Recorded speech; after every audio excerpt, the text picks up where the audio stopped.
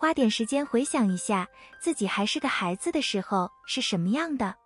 有没有因为外向而交了很多朋友？真的对学习新东西有兴趣吗？现在对比一下自己现在的样子，是和以前一样吗？还是有了很大的变化？从来没有一件事能让一个人成为自己，都是由不同因素共同作用，互相影响，成为今天的自己。所以，如果想知道过去害羞或外向的那个孩子发生了什么，让我们来看看一个人的成长经历是如何塑造个性的。童年逆境经历，小时候经历的事情会对长大后成为什么样的人有很大的影响。ACES 是童年不幸经历的缩写，它是指小时候经历过的任何创伤事件，可能是处于暴力、不安全和不稳定的环境中，比如经历或目睹身体或精神虐待或忽视。创伤经历会对健康产生持久影响。根据 CDC 凯泽 ACE 研究，经历的童年逆境越多，负面健康风险就越大，包括心脏病、中风和糖尿病等慢性健康疾病，酗酒和吸烟等健康风险行为，以及抑郁等心理健康问题。格伦森尼克等人在2019年进行的一项研究甚至发现，它会导致更严重的神经质，而神经质与新的疾病以及普遍较差的健康状况有关。童年创伤事件会长期影响健康，并影响其成为的人，变得抑郁或转向吸烟或饮酒来应对所发生的事。也许这是贯穿成年的习惯，所以如果这是哪个小伙伴正在挣扎的事，请记住，在帮助和支持下，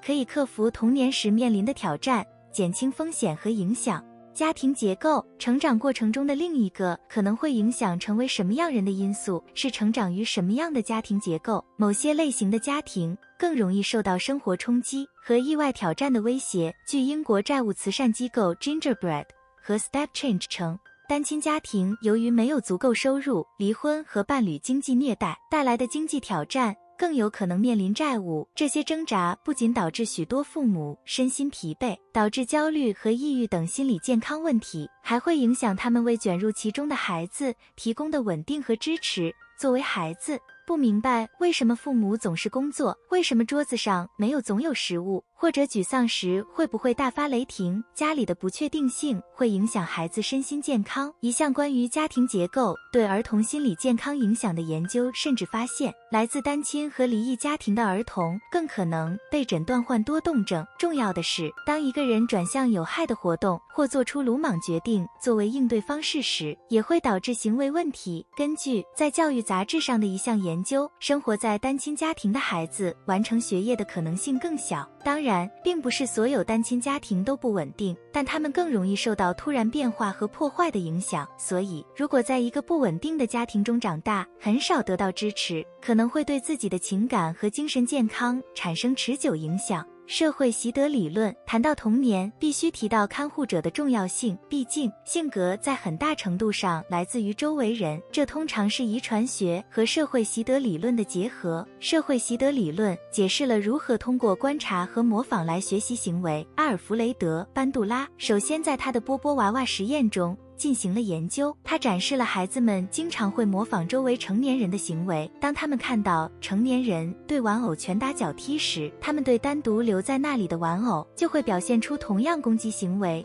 他们发现，孩子们会向周围成年人学习在不确定的情况下如何行动和表现。这些行为如果不断被奖励，就会被强化并变成习惯。这样的话，如果孩子在成长过程中看到自己父母对别人猛烈抨击、咄咄逼人，甚至暴力，很可能会养成和他们一样的行为，也会这样对待别人。当然，反之亦然。那些强调善良和耐心的父母，孩子通常也会有同样行为。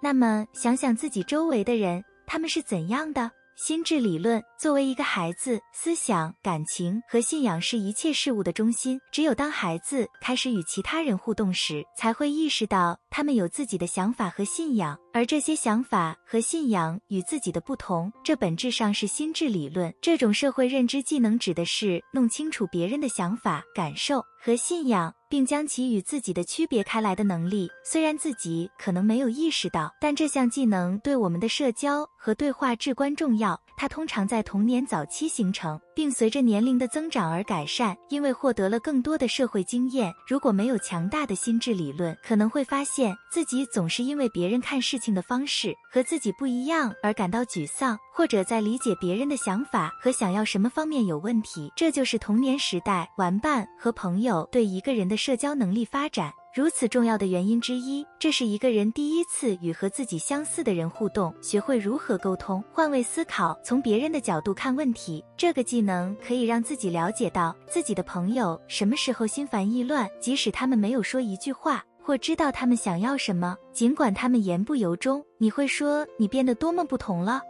这些因素有没有影响到你呢？欢迎在下面评论区留言告诉我们，记得点赞并订阅我们的频道，把影片分享给更多可能从中受益的小伙伴，别忘了开启小铃铛，以及时收到我们的上新通知。参考文献在资讯栏，感谢收看，下支影片不见不散。